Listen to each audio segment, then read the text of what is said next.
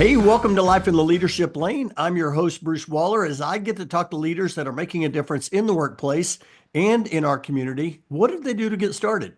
And what are they doing to stay there? And oh my goodness, here we are, Q1 of 2025. I guess we can still say Happy New Year. Happy New Year to our newest guest. And today I'm getting to talk to Eric Mraz. Eric, well, he's the managing partner and founder at Michael Carr Associates, is an executive search expert, and he helps companies find and place great leaders. And Eric, I'm so excited to have you on the show. How you doing, man? Thanks for having me. It's been a great day. It's been a great start to the new year, and happy to be here. Man, I got to tell you, man, I love the new year. I always like to say I love the smell of possibilities. So much Yes. in the new year. I have all these big plans.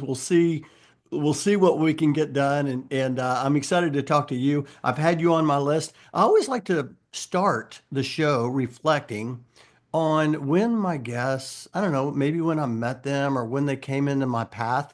And for you, Eric, I want to see if you remember this. And tell me, I may be off here, but for you, I believe the first time we met was at a North Texas Leukemia Lymphoma Society event.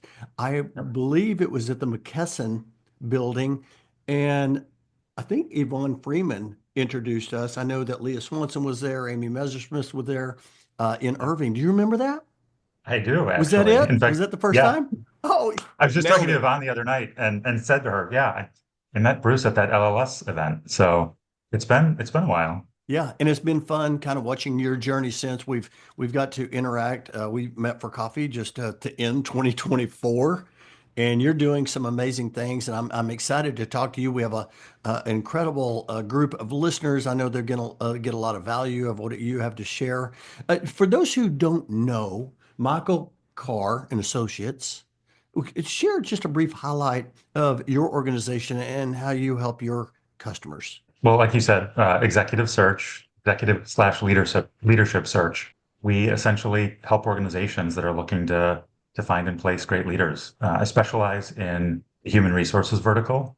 So whether that's business partners, total rewards people, talent management, talent acquisition, or the top of the pile, the chief people officer or chief HR officer, we engage with our clients to find those people, tell them the story, and hopefully make a huge difference for that person that we place and move the business forward ultimately. I love that. Hey, well, let's get into. I would love to hear the Eric Mraz story. Like, where did you grow up, and how did you get into the industry you're in today? Midwestern, grew Mm. up in a suburb of Milwaukee, Wisconsin, the oldest of four kids. The first, I'll say I'm first gen. My dad immigrated over from Germany when he Oh, was a child, and had kind of a Midwest upbringing. So a lot of time outside and a lot of fun with family and friends. Stayed in the Midwest for college, and I had no idea what I wanted to do when I grew up. And I think my parents thought that that was going to be what college taught me is what to be. mm. It did not. And I think it's funny, I've been talking to a lot of younger folks, high school kids and even college kids that are so worried about the fact that they don't have their path completely mapped out and they don't know exactly what they need to do. And I don't know, maybe I'm a cautionary warning, but I'd like to think that it's more on the side of inspiration that it took me a few years. I got out of college, waited tables, sold furniture, landscaped. I mean, it was a lot of stuff. And then finally got into sales by accident, and really started to kind of feel like I was in the right lane. Maybe not quite sure what I wanted to do. I worked for a long-term care and home health agency, and we provided service to non-English speaking Medicaid recipients. So like the poorest of the poor, people that just needed help. And that work actually kind of resonated with me. I grew up doing a lot of volunteering. My mom, Mm. was always getting us involved in community things. That was probably the first time that I thought, I think I'm going to follow this path. Like helping people is where I want to be. Fast forward, I got recruited by somebody that I now consider a very close friend to her startup firm in Wisconsin, and I think that's really when the light bulbs officially kind of went off. They were a search firm, and it was fast growth. We were angel backed. I had the opportunity to pretty much play every part in that organization. Mm. Recruiting and HR was always kind of core to my role, but operations, marketing, technology, accounting, and it was throughout almost a dozen years that I around every corner was more excited about this path. My friend now, looking back on it, she asked me many times, like, what do you want to do once you leave here? And for your employer to say, what Wow. do you want to do after this? I mean, talk about lucky that instead of saying you got to stay here, it was no, what do you want to do when you grow up, kind of, and knew that I wanted to run my own show, so to speak. And so I got that exposure there. And fast forward, I started my first search firm, R3, about 9.5, 10 years ago. And yeah, I've been thrilled ever since to kind of be on this journey. Feels good to find your lane, doesn't it? Oh my goodness. There's so much here. There's so much here. First and foremost, I love the story about your father immigrating from Germany. But when you brought up college kids, ask about having that perfect plan going in. It reminded me, I just got an email, and I probably get two or three of these a year. Says, "Hey, Bruce, can we talk? I'm about to complete college. I'm about to have my degree. I haven't done, I don't feel like I have the internships on my resume. I don't have the experience. I don't have a certification. I'm worried." I'm like, "Yeah, let's get on a call. Relax. It's okay." Like, I remember when I graduated, I worked at the bowling alley. And I was like, I have no idea what's ahead for me. I never thought about speaking or writing books or being in relocation. What do you typically like? I don't know. Let's kind of start there. What do you typically share with college students? Maybe there's somebody listening today that feels that way. What do you typically share with those? I mean, you shared you didn't know your path ahead of time. Talk about what you would share with someone that's listening right now. Well, I just had a conversation, a somewhat tearful one, 2 nights ago with someone who's just got into their second year of college, and it is panicking. Like, time is running out, and I don't have the path, and I'm going to disappoint everyone, and I'm not going to have a fulfilled life. I said, take a breath. You got to find that space to dream. Like, you don't have to pick any single path, and every choice you make, you get another opportunity to make another choice after that. So, Mm, my advice is always, like, slow down mm, and breathe. I think we put too much pressure on young people to get into the best university and get that amazing blue chip job out of college, because if they don't, somehow it's not going to turn out for them. And the answer to that is that's wrong. I mean, it's not the truth. You can make anything of your life. You just have to, to your point, pick your lane. I heard a quote from when you started mentioning all these jobs that you had before you finally found your lane. I heard a quote from Sarah Blakely. She used to be a former CEO for Spanx, and uh, she said, "The more you experience, the more you can help others." And I tell people all the time, it's kind of like what you just said. You just got to try different things. You don't really know that you won't like it until you try it, or that you will like it when you try it, right? Well, and that's the other side of it is I think that these young people are put in a position where they're told you have to make the right decision to know what you want. Mm, And I would challenge that thinking to say, when you make a decision and know you don't want something or you don't like something, mm, that's actually a win. Because mm. now you can throw that out and say, okay, I don't want to do that anymore. One less thing to have to consider. My path is a little bit less wide, and I can narrow in a little bit further. Yeah, that is so good. I spent my time in operations early on. Today I'm in sales and marketing, but I wouldn't be as successful at sales and marketing if I wouldn't have taken the operations position Yeah. and learned the business. I love that. This is all so good. Hey, let me ask you this. Once you like, okay, so you had an incredible boss, by the way, in Wisconsin. I mean, someone that says, "What do you want to do when you leave?" That's the Mhm. jackpot. I love that. Okay, you decided to go start your firm. And this firm's been going on now for 10 years. Was there a moment when you said, man, I found my lane. I love what I do because I'm sure there were some the bumps in the road and some successes and failures along the way. Talk about that. I don't think that I found a single lane. I like to think about it more like a 6 lane highway, and I tend to kind of swerve a little bit. Um, because for me personally, I don't think that there's any singular thing Yeah. that's going to make me happy or fulfilled. I think that there's a lot of things. My career and the work is one part of it. So I feel like every day is a little bit of a bit of discovery, but I know that the search space is something that I fall in love with it every day. And I've said to everybody that will ask, like, do you think you'll do this forever? I don't know. But the second I stop liking it, I'll try something different. Almost Yeah. 20 years later, I'm still loving it. So I'm pretty sure this is the lane. What do you you said you love it. And when someone says that, I immediately want to go there because I think people are all looking for that. They want to love what they do. And sometimes you just need to see things from a different angle to love it. What is it that you love about career search, executive search, and placement? I'm curious as we kind of get into this conversation. I think at the core of it, it's being able to connect one-on-one with people, hear their Mm, stories, and help try to get them to the next place that they want to get, whether that's with my client or to give them advice on what else they might consider in their career path.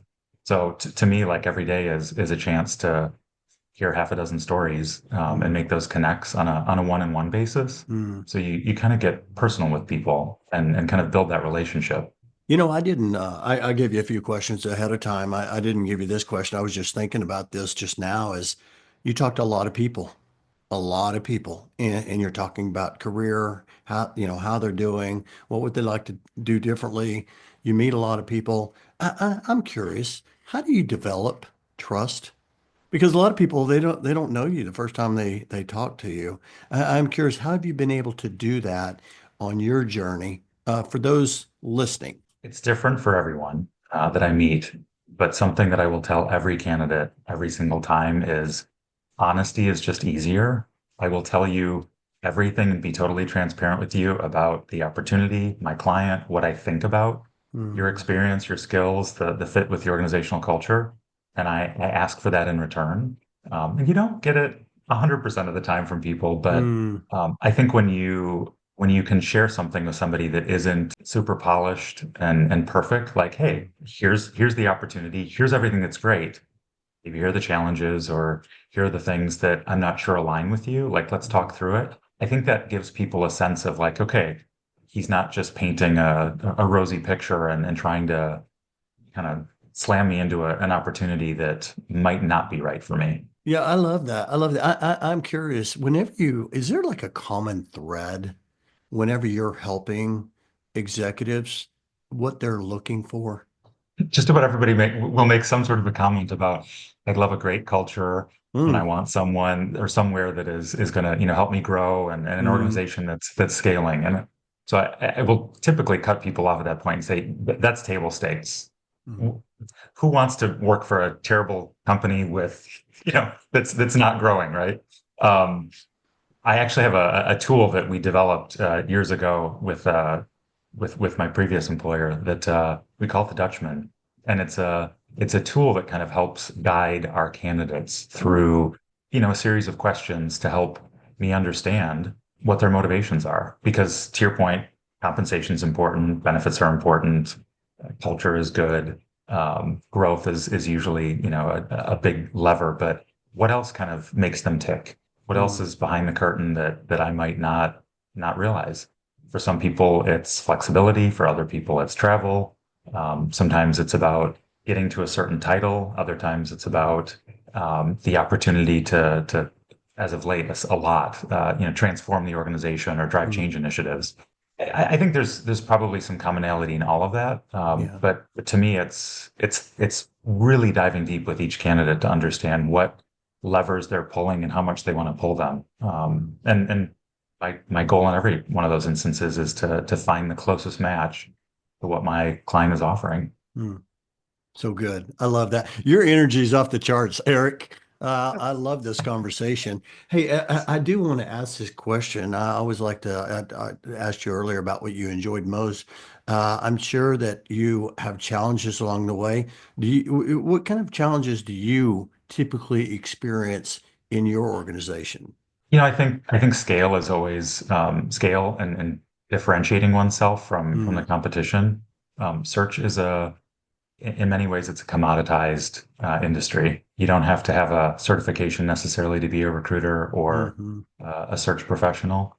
And so, when there's hundreds of thousands of people like me knocking on doors to get the attention of candidates and or, our prospects, that's the thing that I hear from friends and colleagues, former peers, is how do you make that connection?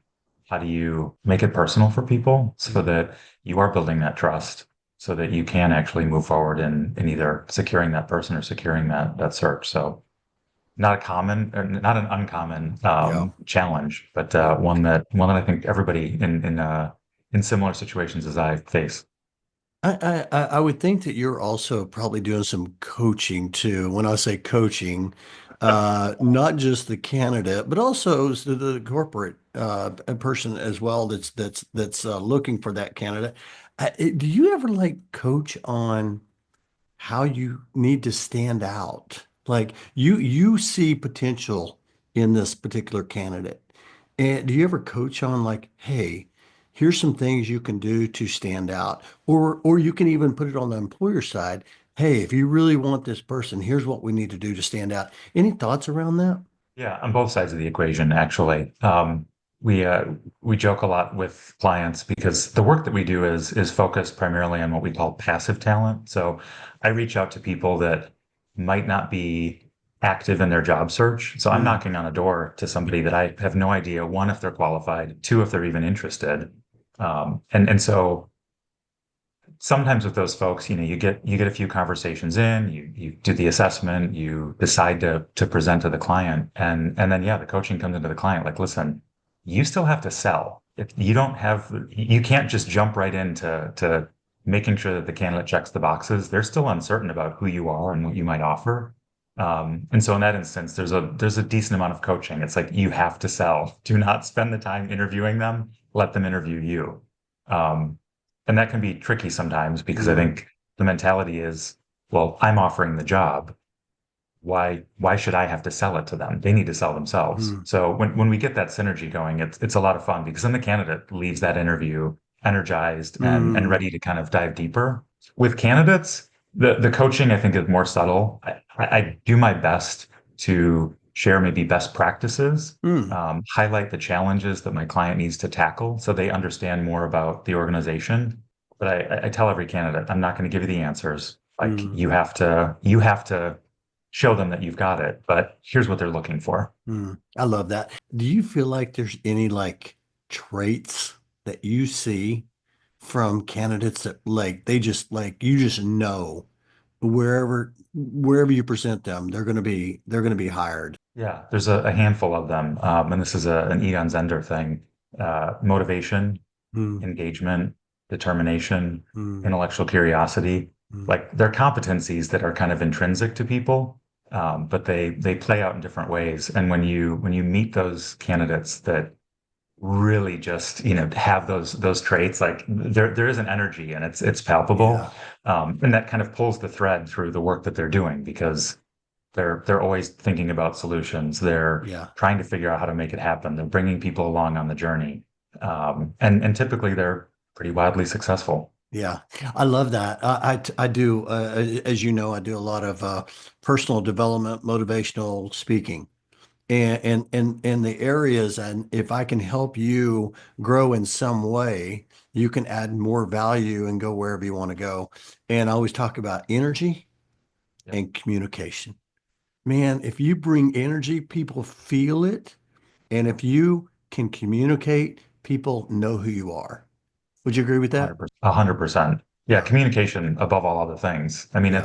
I do think that communication is a skill that you can develop. You talk to Me people too. that are introverts. Oh, I struggle with. It's a skill. It's like anything else, riding a bike or playing the piano. You have to Yeah. practice it. I guess things have also probably changed a little bit too. Now we're doing this on Zoom video where, we didn't do this like this 10 years ago, right? So you've probably seen a lot of change there. Do you do a lot of meetings via Zoom or a lot of those in person or? As much in person as I can, but yeah, Yeah, Zoom just makes it easier, yeah, especially when you're kind of initializing conversations with yeah. people.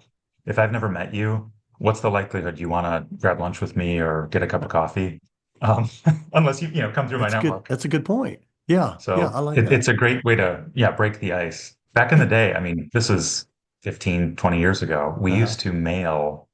I remember putting these boxes together with a big clunky camera, a light, like printed out instructions, plug it in, press this button, do this thing, and we would Uh, actually try to do these last minute video interviews with oh, our clients for certain projects that travel was too challenging for. so So good. this is definitely a lot easier than that. I love that. I know that you are also a continuous learner. One thing that caught my attention was that I saw on LinkedIn that you're certified in ethical AI. So I'm assuming you took one of the LinkedIn learning classes or talk about that because I think you prefaced it at the very start of our conversation about just being honest, building trust. But ethical AI, I thought that really caught my attention. What is ethical AI, by the way, and how has that helped? It's not so much focused on kind of the end user experience. A friend of mine, Sarah Alt, she's actually in Wisconsin as well. Big techie, super curious. And this was years ago, before anybody was talking about AI, before ChatGPT, Hmm. before I mean any of this stuff. And the EU was actually kind of ahead of the US as far as kind of their approach and saying, what guardrails are we putting in place for the metas, the big players that are developing technology and tools that are going to eventually, become kind of our everyday. And what do we need to be conscious of to make sure that those technologies can't or won't become nefarious? So, when you think about AI, I think it's very easy today to be like, oh, I'm gonna throw this thing into chat and we're just gonna see what comes out of it. But people don't always think about the fact that you're baking a cake every time you put ingredients into it, Hmm. AI, and once it's in, like it's baked. You can't pull out that ingredient. And Hmm. so, as an example, you hear about these chat bots. It's just I think a couple of years ago that were saying terrible things to people or encouraging people to hurt themselves. Well, that bot didn't come up with it. Someone put it into it, and so we're kind of past the point of no return with some of those things. But the ethical part comes into how are we continuing to put guardrails up to make sure that we're protecting ourselves from what we're creating. Yeah, I thought that was very interesting. As you share that, it's so important that yeah, one thing I've learned from high performers in the workplace, and I've interviewed hundreds of them on this podcast, like yourself, and that is they're always continuous learners. They're always trying to like, hey, if I can learn something new, I can share that with someone else. Do you consider yourself a continuous learner? I think I'm pretty curious, and I get a kick out of hearing new things that I haven't heard before, and trying new Yeah, things, and being around people that kind of asking the questions. yeah. I love that. Hey, I had this question for you. I was curious. You've done some pretty amazing things. What are you most proud of in your career? Taking the chance, to be honest. Mm, That was something that before I started my own firm, it was. I knew I wanted to do it, but I stayed in the organization for almost a dozen years, mm, and in so many words, I was pushed out of the nest, and I didn't regret it the second it happened. It was like, why didn't I do this sooner? mm, And that's advice that I give to anybody that's thinking about, jumping out of corporate and officially being a consultant or starting a mm, business. Like the worst thing that happens, kind of like those college kids, is mm, it doesn't work out, and you make the choice to pivot again. So it's maybe kind of a minor thing, but it was a big decision that has mm. has changed my life ultimately. I love that. Hey, what would you say for the listeners that are listening to the show today, and I don't know, they're thinking about making a transition in 2025. They're gonna change.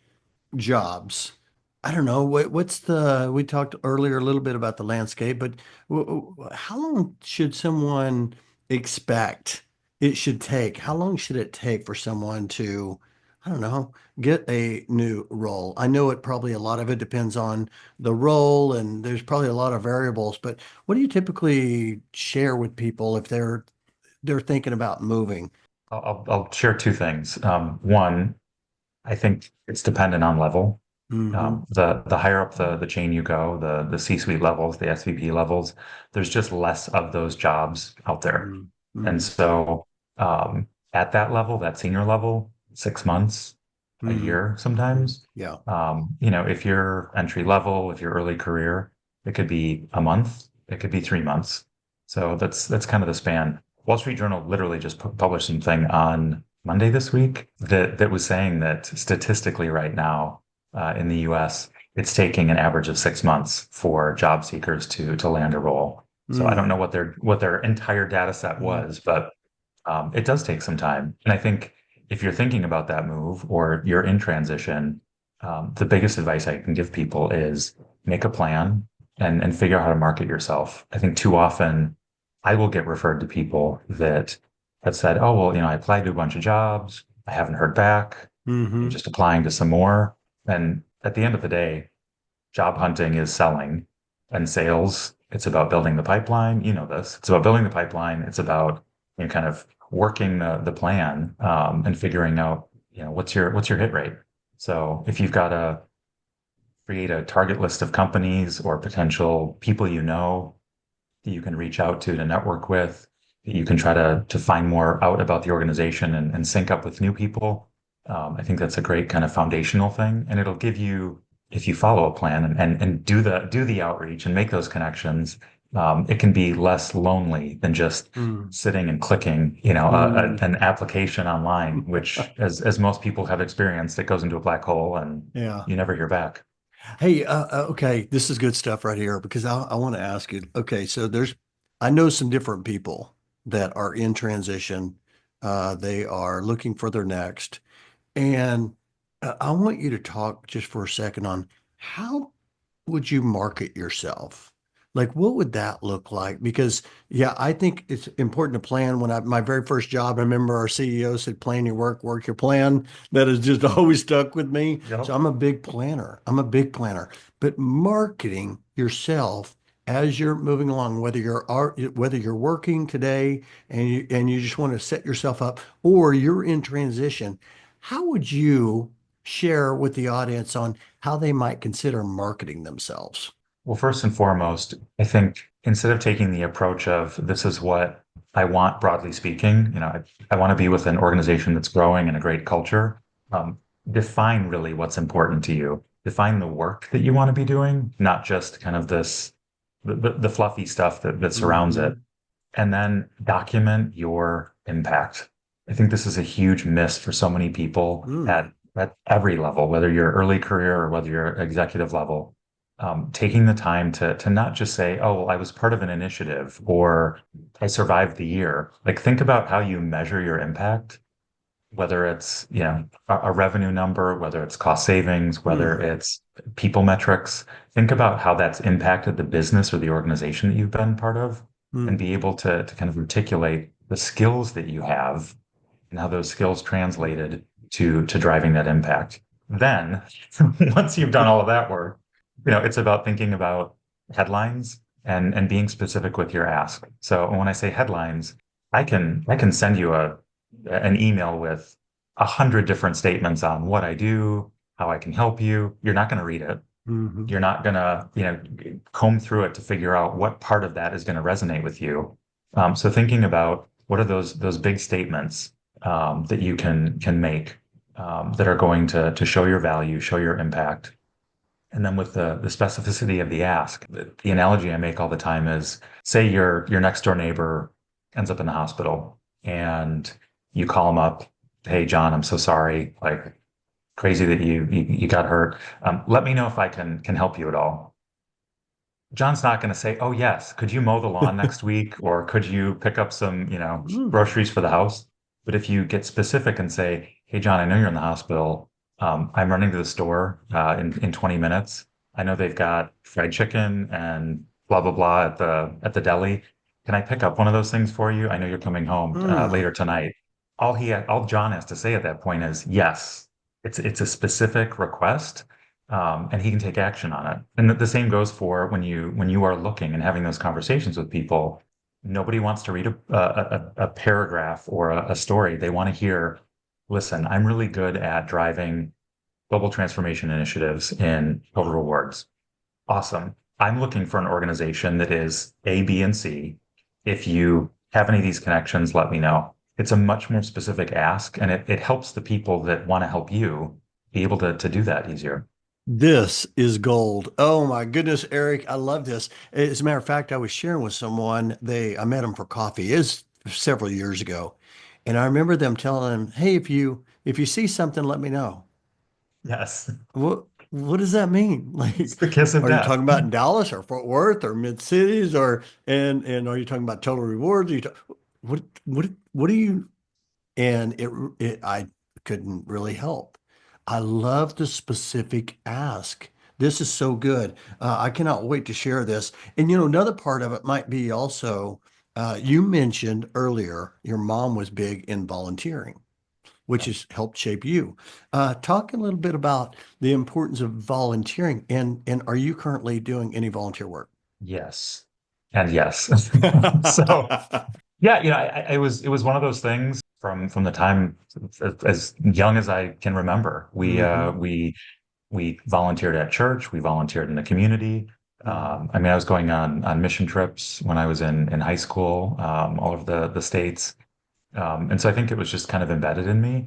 And I'll tell people this too, that the volunteering, that the helping others, it's kind of selfish because at the end of it, you end up just feeling better for yourself. So it's kind of Yeah. it's not really a selfish act, but you're helping others, but you get to feel great when you're doing it and when you're done. It's kind of my perspective on it. I volunteer with Dallas HR.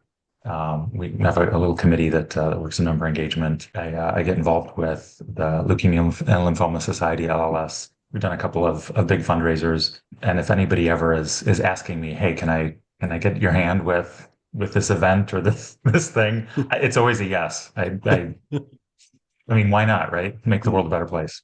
Yeah, it's just who you are. I love that. And I know you're doing great work in Dallas HR, tremendous organization. Tommy Morris is leading that team this year. Oh my goodness, it's going to be so great. This has So been much a lot fun. of fun. Hey, you know what? To wrap this up, I wanted to ask you, and you've given a lot of great advice today. I guarantee you, there's listeners like us shared. I have a whole page of notes here, Eric. As we, this has been so good. Any advice that was given to you could have been early on or later in your career. You just have found it so good that you just find yourself sharing that with others. Any thoughts around that? Take the chance, make the move, and don't Mm, sweat the small stuff. All man. things that I struggle with. I was sitting there thinking, man, that sounds hard. I struggle with that too, right? That's I so sweat good. all the small things. Don't sweat the small stuff. We sweat them all, don't we? You know Yep, why? It's because we care, and I think it definitely shows for you, Eric. I just love this. Hey, I wanna shift over to the fun part. It's time to accelerate. I'm gonna ask you a oh, few fun geez. questions. First question I like to ask is, do you have like a favorite book? There's one that I read earlier this year that I have been recommending to everyone, and I actually Hmm. keep it next to me all the time because I feel like half the time I'm interviewing with folks, I pull the book up and I'm like, "Here you go, read this. It's great." It's a book called Smart Brevity. Smart brevity. Okay. It's basically the power of saying more with less. I think it's very easy today to use ChatGPT to build these beautiful, kind of flowery statements. I think people, to what we were talking about earlier, looking for a job, it's like you want to fill up the page and fill up the conversation. And I think it's something that I work on every day too. But how can you be more concise in the way that you communicate? It will be more impactful. It's an awesome read. It's a fast read, and it's I think relevant for people that are seeking jobs, for people that are thinking about accelerating their careers. Because to your point, communication is such an Mm, important skill. yeah. I'm putting that in my Amazon cart today. Okay, so gratitude. It's a big, big part. I feel like that's a big part of you. What are you most grateful for? I'm grateful to wake up every morning, first and foremost. Mm, Like life is a gift. And I think mm, sometimes we get so kind of twisted up that we forget that. But I don't know. I have a lot to be grateful for every day. My fiance, good food, my family, friends, mm. the physical abilities that I have to walk and talk and move. I'm grateful for the world that I get to explore it, and grateful for people that I get to meet that they can open my eyes to new experiences and new perspective. That's awesome. And I'm grateful you are on my show today, Eric. Hey, let me ask you this. Is Yeah. there anything big you're looking forward to this year? Travel. We Mm, love to travel okay. regardless, but Yeah. this year's we do a big trip every year, Okay. and this year we're planning on Africa in October. Africa. That's fantastic. Have you ever been to Yeah, Africa? never. Okay. Okay. I've never been to Africa either. I cannot wait to see the pictures. This is going to be I'll fun. tell you all about You it. riding Yeah, the elephant. maybe. That's fantastic. Okay, Eric, this has been so much fun today. Last question I have for you today, and that is Eric, 10 years older. He's around the corner, knocking at your door right now, and you're going to get up and go answer that door. What's he going to tell you? But listen to your own advice and take the chance, make the move, and don't sweat the small stuff. Mm. I love that. Listen to your Yeah. own advice. A lot of times I will tell people that when I write books and I'm writing blogs, I'm writing to me. Yeah. I'm writing to me. This has been so much fun. I've enjoyed this so much, and I know that listeners got a lot out of the show today. Hey, if someone heard something you shared, Eric, that they're like, hey, I want to follow Eric or I want to connect with them. I have some questions. What's the best way for them to connect? Well, email is always an easy option for folks. My email is Eric Mraz, ERICMRAZ at Michael Carr Associates. So check out my website, michaelcarrassociates.com. Yeah, ping me. I'm online all the time and would love to connect. I'll put your information in the show notes so people could connect. And I always say that if you're going to connect with Eric, be sure and let him know you heard him on Life in the Leadership Lane and share something that he mentioned. It makes the connection so much quicker. A quicker way to build trust, isn't it? This has been incredible, incredible day. Thank you for coming on the show. I appreciate you sharing perspective and your wisdom. I know good things are ahead for you, and I appreciate our friendship, Eric. Likewise, this has been a lot of fun. Thank you for having me. Awesome. Can't wait to share it. I'll talk to you later.